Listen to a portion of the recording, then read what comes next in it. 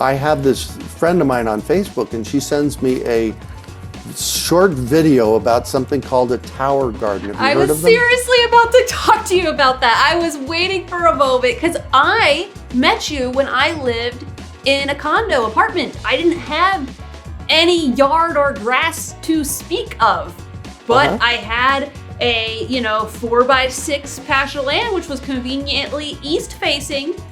Let's talk tails. What if there was a garden and fruit tree in every yard? This is the question that my guest ponders every day. He created one of Phoenix's first environmental showcase homes for urban farming. The quarter-acre yard featured a primarily edible landscape with over 80 fruit trees, rainwater and gray water harvesting, solar applications, and extensive use of reclaimed and recycled building materials. What we now called an old-growth food forest. He is the co-founder of the Great American Seed-Up, an educational organization designed to energize local seeds. He is also the founder of urbanfarm.org and the host of the Urban Farm podcast that has over 900 episodes and over 5 million listens. The podcast is designed to help fulfill his passion of spreading the word about growing your own food in your own yard and sharing new and seasoned gardeners' epic stories. It's Greg Peterson. Greg, thank you so much for taking time to chat with me today. Honestly, without you, I would not have a fruit tree in my yard. I would not be growing my own food. I wouldn't be love chickens. So just thank you, first of all, for everything that you do. Oh my gosh, absolutely. You still have chickens? Sadly, no. Sadly, they have passed. And so I'm actually just waiting for our new home, our next home, to build a better scenario. But it is in my future horizon. That is the truth. Oh, very good. Good job. Yes. Well, thank you again. So I would love to know the tale of your favorite harvest. What were some of those goodies in your one of your favorite harvests that you can remember? Oh my gosh. So I play with permaculture. I've been playing with permaculture for over 35 years. I like to call permaculture the art and science of working with nature. How do we work in the flow of nature rather than against nature? We human beings think we know how to do it better than nature, but I got news for everybody. Nature's bats last. Nature will win. Mm-hmm. And one of the things that I love doing is creating my landscape so that it makes food. Just like it would in a forest, what we do is we create what we call a food forest.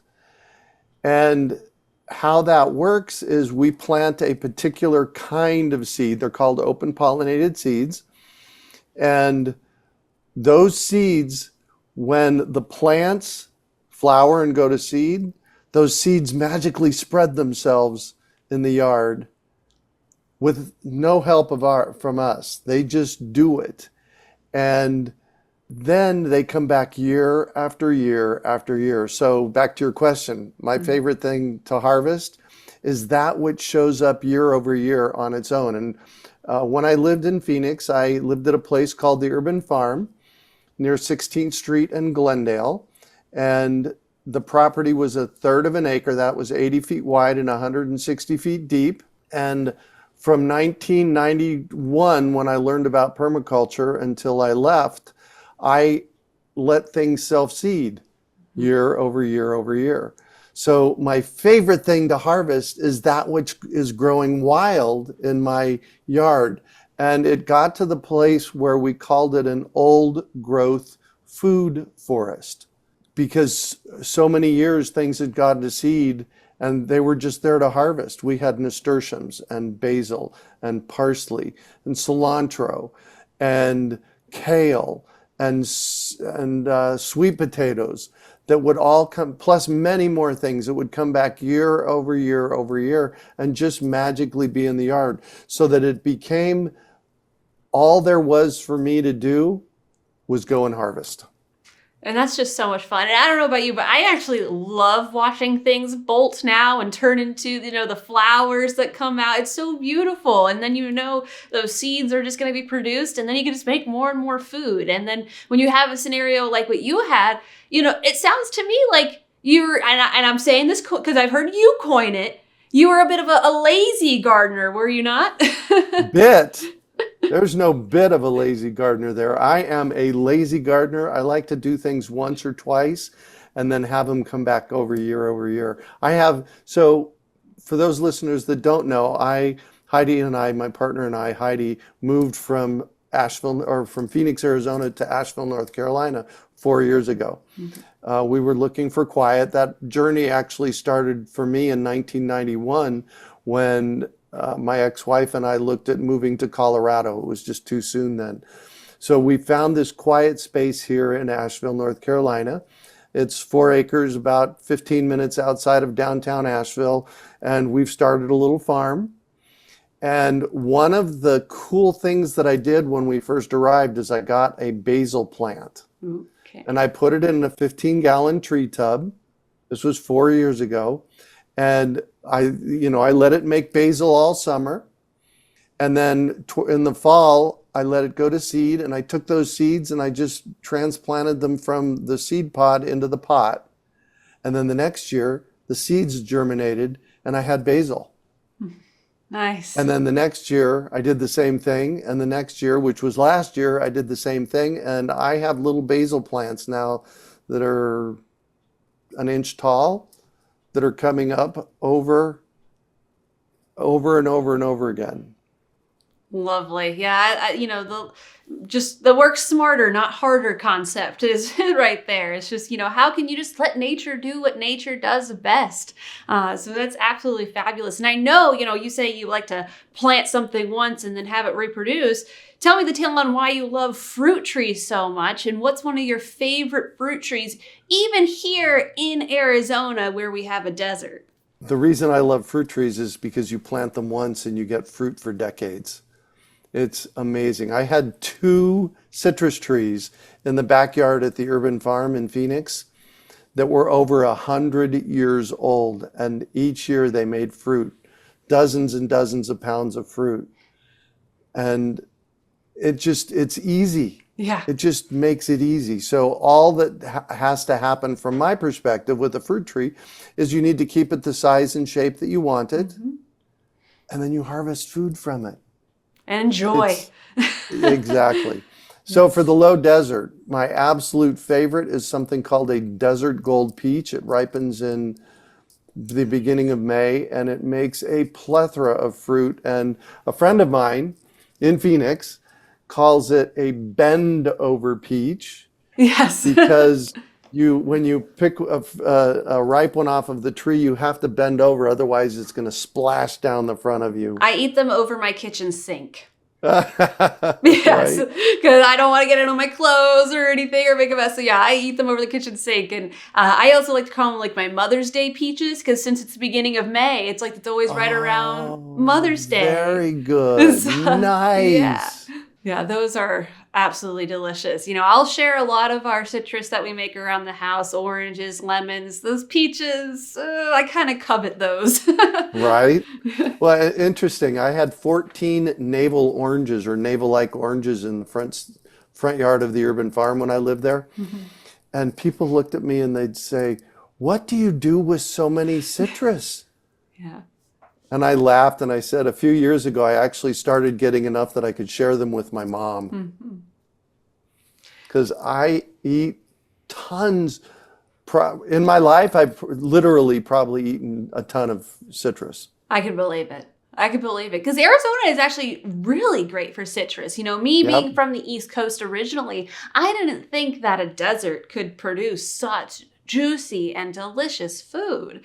So for those who are in the desert who might think like, how in the world can I grow food? Look to this man, look to Greg Peterson and the urban farm. And I love it because you still provide so much great information. Can you tell me about some of the resources that you have for people who want to learn how to grow food on their own? Well, first of all, let's go to the podcast. I'm very excited this summer about the Urban Farm podcast. We started broadcasting it in November of 2015. So in November of 2026, it'll be 11 years old. And sometime in July, we will be putting out I'm getting chills as I share this, our 1,000th episode of the podcast. Right. So I'm very excited about that. So that is one thing. It's called the Urban Farm Podcast. It is a storytelling podcast. I get people on to share their urban farming stories. And I've had rock stars, literal rock stars on, and I've had backyard rock stars on as well to share their stories. So the Urban Farm Podcast is a resource for anyone, anywhere on the planet. Can you tell me a tale of a rock star story or a transformation story, perhaps, of a dusty lawn desert to now a full orchard? Can you give someone a taste of something they could hear? Sure. So I tell people's hero stories. And about 5 years ago, this gentleman was listening. I can't even remember his name, but he was listening to the podcast. And about 3 years ago, he came to me and he said, "Oh my gosh, Greg, I've been listening to your podcast for years, and it inspired me. So when I retired, I decided to start a garden. And it started out as a 10 by 10 garden, and then it was a 10 by 20 garden, and then it was a 20 by 50 garden, and then it was a 50 by 100 garden." And he said, "I was growing so much food all because of you." Mm-hmm. It's like, oh God, that is the reason I do what I do right there. Yeah. I don't get paid to do the Urban Farm Podcast. It juices me up, and I get to learn from people, but also people get to learn from me. So he reached out a couple of years ago and he said, "So when I had all that food, I didn't know what to do with it. And I listened to a podcast episode on the Urban Farm Podcast, and it was about going to the farmer's market." Mm-hmm. And he said, "So I started going to the farmer's market and sharing the stuff that I grow at the farmer's market. And I had a blast doing it. And that was because I heard it on your podcast." It's That's like, awesome. Oh, yes. And then I said to him, "You want to share your story?" So I actually did end up getting him on the podcast, and he shared his story. But with 1,000 episodes, I can't remember all the names and all the stories. But I remember that story arc. Mm-hmm. And that is the juice that keeps me going. I suspect in 10 years, I'll be at 2,000 episodes and still telling people stories. So that's one of the many things. What else, how else do you help people? I have grown food in Phoenix since I was a young teenager. I think I started growing food in Phoenix when I was 15 years old. What was one of your first crops? If you don't mind me interrupting there. What was one of your first things you grew? Fruit trees. Of course. I grew up at the Weldon House near 28th Street in Weldon in Phoenix, and I don't know. My parents probably thought I was crazy, but when we moved into that house when I was 14 years old, I said, "I want to grow food."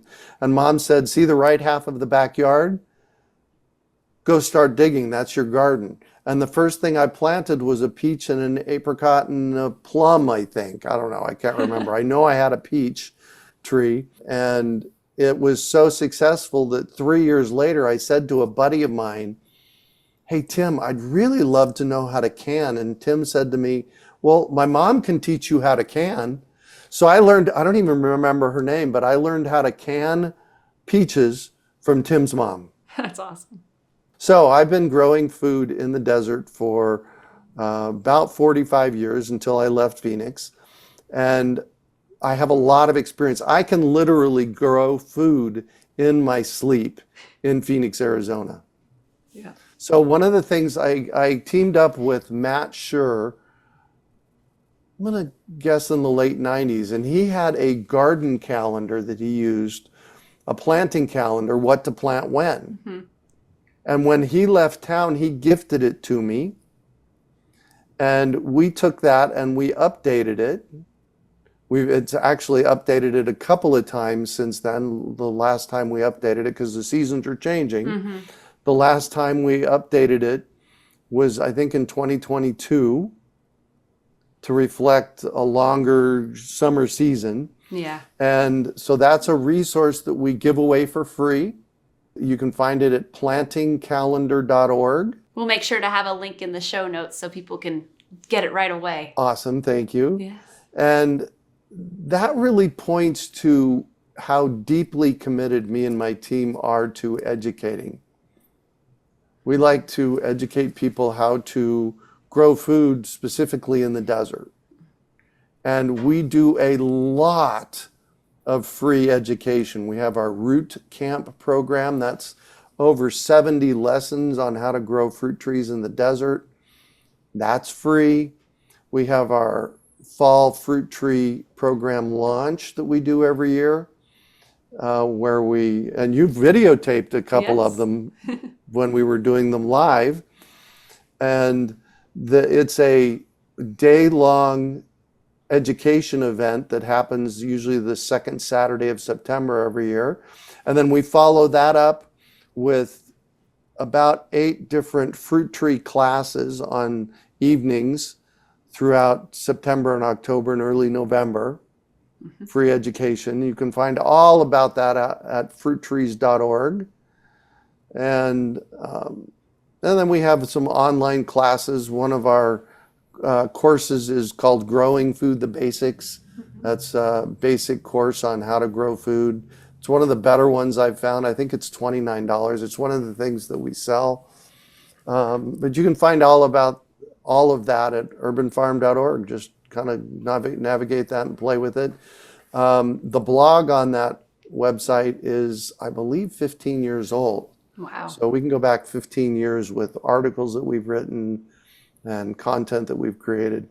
Yeah. And, if you really listen to the directions that Greg gives, you will be successful. I know I don't even think brown is even the right color. I was like a black thumb before. And especially when it comes to the fruit trees, if you just prep the soil in the right way and just get your hole ready and just plant it correctly, we have trees that we've bought from your fruit tree program that are still just thriving and doing so well and sometimes overproducing, which is a great problem to have because then you can share. Exactly. I know actually my son and I, because we couldn't keep up with all the lemons we were getting, we actually started selling lemonade. And so it's been a fun way for my son and I to make the lemonade together. Then we'll sit in the corner of really connect with the community. And then they're supporting him to, just get a couple of bucks to go do what he wants to go bring it to the arcade. That's one of his more popular options of what to do with it. Yeah. Nice. Yeah, and it's so nice too because we sit right next to one of our fruit trees, so we can be like, "Here's where it came from." And like, "Oh, wow, that's making the connection." Yeah, people definitely go, "Wow," when they see the tree and can see, but sometimes the lemon's still on the tree and so forth. So, and they're huge; they're gigantic. Some of them that come off of that tree. It's amazing. Lemons will do that. That's for sure. Yeah. So now tell me the tale of your dream of everyone having a seed bank in their own home. How can one or where would one have a seed bank and what's the importance of that? So along about 20 years ago, I know time flies, man. A friend of mine named Miguel and I created a local food economy model. The food economy is the process of food getting raised, food getting transported, food getting processed, food getting purchased, food getting consumed, and that is a linear process. And Miguel and I started looking at how can we make that a circular system, a circular local food economy. And we do that by plugging in the waste products of the food into composting that makes soil that grows food that gets consumed, and the leftover pieces get put back in the compost. So you see, we've got a circular system there. Yeah. Another thing, by the way, I wouldn't do without you. So just throwing that out there. You also got me composting. Look at all these things. Oh, there you go. Cool. So we looked at the different parts of a local food economy. And one of them, there's 7 parts. And anybody that's interested, I've got an academic document that I actually wrote on the topic of local food economies. It's, I don't know, 4 or 5 page document on what a full food economy is. But one of the 7 components of a local food economy is local seeds. And that came from a conversation I was having with Bill McDorman, I think in 2011, when we realized that in the case of an emergency, the only place to get seeds is at that little teeny seed rack at the big box stores and a few local nurseries. And for me, that's a problem, because without seeds, you can't grow food. Right. Now, seeds are one of the most abundant things that we can get a hold of. 1 carrot can literally make 5,000 seeds, which is, mind-blowingly amazing. So back in 2011, 12, I was having conversations with Bill McDorman, and I decided that I was going to create a seed bank in Phoenix, Arizona, because Phoenix, Arizona doesn't have a seed bank, a public one for sure, and nor probably not a private seed bank. And so we started talking, and before long I had ordered a couple $1,000s worth of bulk seeds, which when you're buying seeds in bulk, we're buying 10, 20, 50 pounds of seeds, It's a lot different of varieties. seeds. It's a lot of seeds. A lot of seeds. And I bought the biggest non-commercial freezer I could get, because we store them in freezers. And so before long, I had, 70 different varieties of bulk seeds in this freezer. And I went back to Bill and I said, okay, I have a seed bank now. He said, yeah, that's really good, Greg, and it doesn't solve the problem. I said, Bill, what's the problem? And he said, well, the problem is that that's 1 seed bank in 1 house in 4.7 million people. In the case of a downturn, in the case of an emergency for seeds, you're the only one. We need to figure out something different. So out of that, we created something called the Great American Seed Up. It's an event that we hold once a year in a 10,000 square foot room in Central Phoenix. We put bulk seeds in popcorn buckets, by the way, in this big room on tables. So each table, there'll be 2 different varieties of seeds. So we have like 50 tables of seeds, 2 varieties per table, and a scoop and a Ziploc bag and a business card with all the information you need to propagate that seed, what it is and how to propagate it and like that. And what happens is people come in, they pay $7.50 to get in the door, and people come in and scoop their own bulk seeds. And these bulk seeds are designed to be 5 to 10 times what you would get in a normal packet of seeds. So you're getting a lot of seeds. You've been there, you know. Yes, I've gotten the seeds. No, I know for a minute there, my husband, he's very supportive, but was like, can we maybe get a second freezer? Because you're starting to save a little too much seeds. And the seed packets, the price per scoop is 75 cents to $2. Yeah. So you're getting 5 to 10 times as many seeds for half to 3/4 of what you pay for a regular packet of seeds. And the reason we can do this is because 95% of the cost of a packet of seeds is in the packaging and marketing. So you're doing the packaging. The marketing is come down and check out this amazing room full of seeds. Yeah. And so that's what we've done. And we are now 12 years into this. So we've done this event 12 times. And we get 400 to 600 people per event to come and scoop seeds. And it's just amazing. And then at the event, we have classes. So we teach them how to store them, because you can store seeds long term. If you've ever seen on a packet of seeds the expiration date, Not that I the, recall. I the don't really look expiration at it. date is something that the government says you have to put on it, Oh. and it's 18 months out from when they're packaged. Yeah, I definitely have seeds that I've had longer than 18 months that I Right? took out of the Exactly. freezer and was able to grow food from. Yeah, exactly. Because seeds don't expire. We kill them. So if you're keeping them cool, dark, and dry, they can last for decades. I took a bunch of packet of seeds that I had, they were carrot seeds last year that were from the mid-aughts, like 2006, 2007, those were expiration date. And I just put them in a glass and I mixed them all up and I planted them all out, and guess what? We got carrots. Yeah. And as you've mentioned, if you really plan ahead and think about it, you can invest perhaps in some seeds once and then, let some of your harvest bolt and go to seed and then harvest those seeds. And now you can replenish your seeds and then grow some more and let that cycle just continue and continue. Exactly. I've said this for maybe a couple of decades. The only place that lack lives on this planet, the only place that lack lives on this planet is between our ears. Because when I look at the amount of peaches that we get off of peach trees, the amount of apples we get off of apple trees, the amount of seeds we get from carrots, it's mind-blowing. Mm-hmm. When you plant, think about it, a peach tree in the desert will live about 20 years. A citrus tree, well, I've already proven that over 100 years. If you're getting 100 pounds of peaches off of that peach tree for 20 years, that's a ton. Yeah. That's 2,000 pounds of peaches. That's an amazingly mind-blowing amount.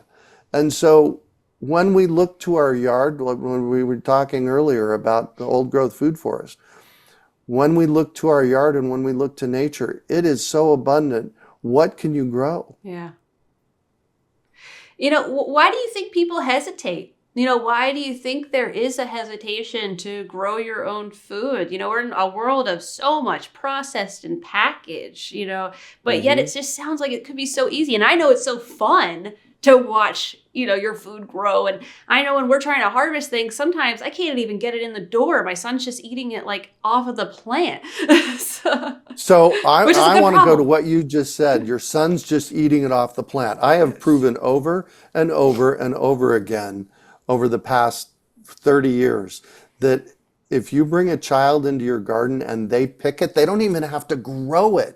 If they pick it, they will eat it. Yep. I had a family come in one day, 15 years ago at the urban farm, and I picked some broccoli and I handed it to this 6-year-old boy and he ate it. Yep. And his mom was flabbergasted. She said, he doesn't like broccoli. Well, he does. He picked it. So if they're growing it, magic happens. It does. And Yeah. I think it's so easy to go to the grocery store and buy things from the grocery store that it kind of precludes the process of learning, because it's not easy to learn how to grow food. It's a learning process. But the thing is, it's really easy 2 years in. Yeah. It's really, really, really easy 5 years in. You just have to get through the process of starting. Yeah. So jump in and start. And your first year isn't going to be your best year, because your first year isn't going to be your best soil. Your fourth or fifth year is going to be your best year when it comes to soil. And different climates, depending on where you live, different climates act differently. So we've already established that I grew food for 45 years in Phoenix, Arizona. Yeah. I can literally grow food in my sleep in Phoenix, Arizona. And we moved here to Asheville, North Carolina, and we are getting our butts kicked. It is so different growing food here. Different And climate. the first 2 years growing food here was like starting over. Now we have basil and cilantro and lettuce, kale that just grows. It comes back year after year. In fact, I think we have some pumpkins out there coming up. Oh, They're a little early, so we'll see if they make it. But once you get the process down, then it becomes easy. Yeah, it's kind of like math. Once you learn that formula, then you just repeat the formula and figure it out. Might be a little confusing at first. Right? And so I always love to know, I've known you for so long, so I know the answer, but I always love to know, is there a book or a tale that you have read or watched that has been inspirational to you in your life, and why? Oh my gosh. You know what's coming. I do. There's a book out there called Ishmael by Daniel Quinn. I have probably myself had thousands of people read it because I say so. It is a book about a gorilla and a man, and the gorilla is the teacher, so it's a work of fiction, and it chronicles how we as human beings over the course of the last 10,000 years have shown up and really taken over Mother Nature. And it chronicles what happens when you take over Mother Nature too much. It's a fun read and powerful read, and it can be depressing. Yeah. But once you get through to the end, it took me, for the first time I read it, it took me 6 months, and it's 180 pages. It's large type. There's not a lot to it, but I would have to read a piece of it and then sit there for a week or two with what I just read. I'm getting chills as I share this. So a book called Ishmael by Daniel Quinn, and it was followed up by The Story of Bee, and then it was followed up by My Ishmael, and they're all tales of how humans have come to dominate the planet and what can be done differently. So what do you think can be done differently? We're in, climate change is real. We're seeing it. And I'm sure you have seen how even Phoenix has changed in the, 40 years that you were planting in Phoenix. What do you think we can do and we can control as individuals? Because that's another thing I think is so important, that for us to not be overstressed, we just have to focus on what we can control. Yep, what are some things you exactly. think we could do? And, how are you combating climate change in, growing food and helping people grow food? So in 1991, I did a course at Landmark Education. It was called the Advanced Course. And what I created for myself out of that is a vision for my life. And that vision is that I'm the person on the planet responsible for transforming our global food system. And that's what I live at every moment. Now, I can't do that myself. I don't expect to do that myself. I share that every day in my podcast. I share it when I'm talking with you. Anybody that I interact with, the underlying thought process for me is what can I do to inspire people to grow their own food? Because I believe, here's the answer to your question, I believe that the most important thing we can do right now is understand where our food comes from, because it doesn't come from the grocery store. So understanding where our food comes from and how to grow our own. And quite honestly, the simplest thing that you can grow are herbs in a windowsill. They're the most expensive thing to buy. You'll pay $5 for 4 ounces of basil at the grocery store. And I literally can grow 10 pounds of basil this season. And you can go to Trader Joe's in the spring. They sell a little basil plant in a pot. Pot it into a little bit of bigger pot and put it in a sunny windowsill. Make sure it gets watered every day or two, and you will have fresh basil for the rest of the season. It can be that simple. So growing your own food doesn't have to be hard. Understanding how our food system works, because the industrial food system is bankrupt. It provides us food that isn't good for us. It provides highly processed food. It provides food that makes people overweight. And it's just not good for us. And so understanding how we can derive our own food is really important. Now, if you don't want to grow your own, I have a really perfect next step for you. Go to the farmer's market. There you go. Go meet your farmers. There's farmers markets in every city practically in this country. I know of at least a dozen of them in the Phoenix metropolitan area. Uptown Farmers Market, the Scottsdale Farmers Market. Gilbert Farmers Market, Mesa Like I think pretty much every major city these days have a farmers market. Yeah, exactly. So if you're not in a place yet to grow your own food, go find a farmer's market. Meet your farmer. See what they're growing. See what's in season. Oh, here's another really quick story. 2010, I think it was.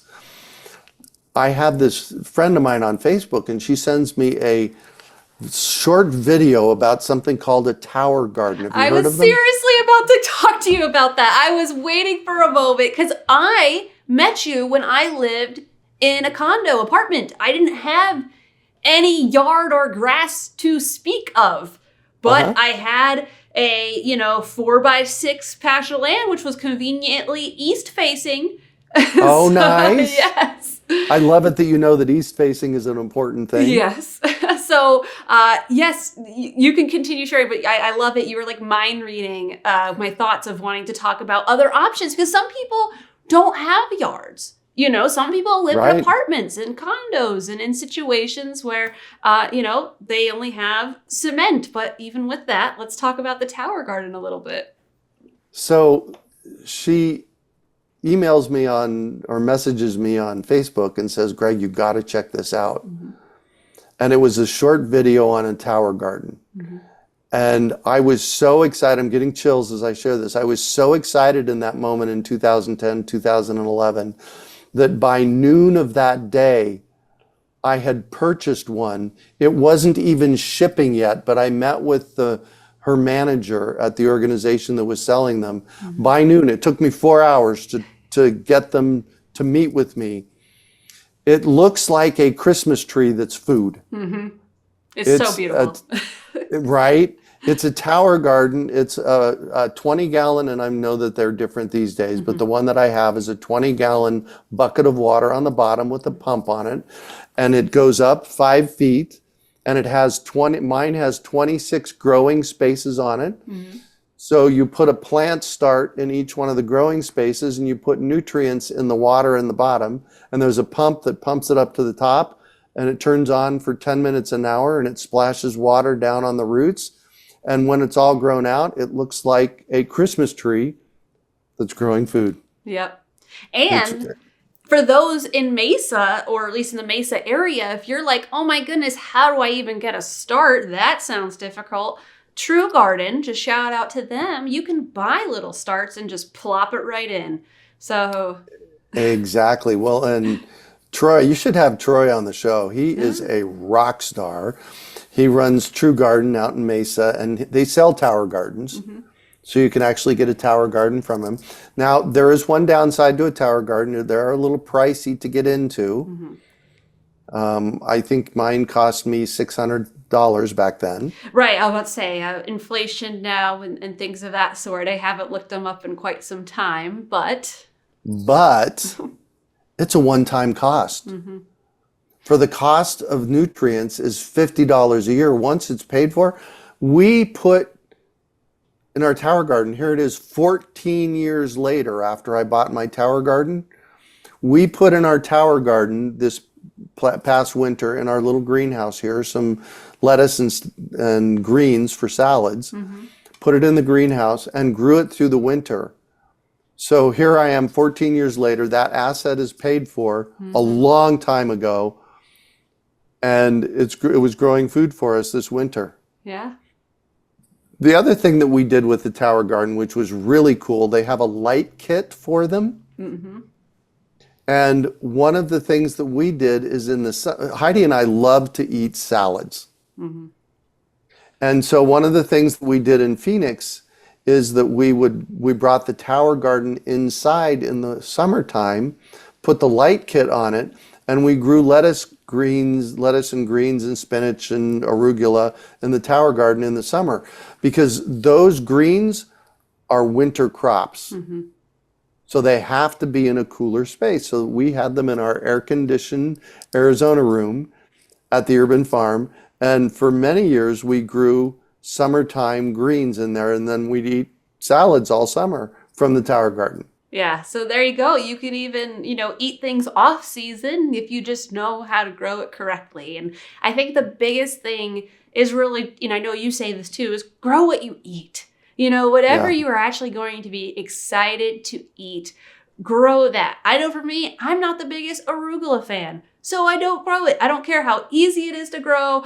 I don't really love it that much, So focus on what you actually enjoy growing. And then that way, if you're having to spend a little bit of time on it, especially in those first few years, it's going to feel just so rewarding once you have that delicious meal that you get to harvest. Yeah. And so as we're starting to come to a close, Greg, if you were to leave, I know you left a lot of great information, and we're going to have a ton and a half links of resources linking back to your podcast and all your great education. But if you were going to give everyone just one message of advice, what would that be? Just start. There's the just do it, but just start. It's easy to, like I said earlier, easy to grow basil in a windowsill. Find something that you love, even if it's in a pot, and grow it. One of the most, and you can see, so this picture behind me is the gate at the urban farm in Phoenix, by the way. One of the most incredible things to be able to do is to eat anything out of your yard.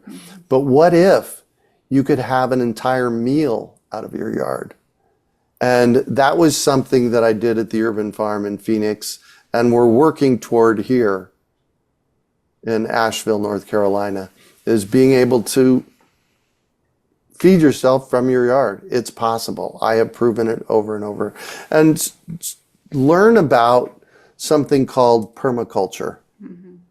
Permaculture, like I said earlier, is the art and science of working with nature. So how do we work in the flow of nature? And in a permaculture design course, you get 72 hours of introduction to permaculture and what it means and how do you work in the flow of nature. And the cool thing for me is when I discovered permaculture in 1991 and I did my permaculture design course, for me it was like, oh my gosh, there's something that I can call the way that I think. Because every single human system out there is designed in a degenerative manner. The chair you're sitting in, the computer we're working on, the roads, the cars, they all degenerate over time. And nature is only regenerative. And here's something for your listeners to think about. If nature is only regenerative and human systems are only degenerative and degenerative systems go away, what happens to our systems moving forward? We have to start looking at how to create regenerative systems in the human condition. We have to do that. And that's a big thing that I'm all about. I love it, Greg. I could talk to you for hours and hours and hours. You are just a wealth of information and just such a positive person in our world. Just thank you so much for everything that you do. I 110% agree. We need to look more to nature for solutions, see how nature for so many years has just, been able to, as you state, bat last. And now that my son's playing baseball, like that phrase has, stuck with me and hits home a little more than it used to, because it's like, wow, that's a real big difference. Oh yeah. And so, just everyone, think about what you can do. Look at your yard. Have a consultation with Greg. He'll even do a Zoom consultation like this and look at your yard on Google Maps and say, this is a good spot for your garden because X, Y, and Z. Truth be told, if you just listen to his suggestions, you will be successful. You just gotta give it a go and give it a try and then enjoy that delicious food. Thank you for having me. I always love chatting with you. Well, hopefully next time you can be maybe next to me in the seat. I'll have to try to look at my calendar and attend one of the next, Great American Seed-Ups. I'd love to see what varieties you have there now. It's been quite a few years since I went, but believe it or not, I still have a few seeds from it's like plants that I've grown and bolted from that first original, Nice. seed up. So it's still going on in my freezer. Nice. Good on you. Yeah. Well, thank you again. I wouldn't be able to do it without you. You are truly the reason why I grow food in my yard, and really why everyone, no matter what climate you're in, no matter what your skill set is, just get started, because Greg has the solutions for you. So thank you again, and everyone, go out there and grow something delicious. Thank you for watching Tales with Taylor. Please make sure you like and subscribe to the Financial Potion YouTube channel to never miss an episode.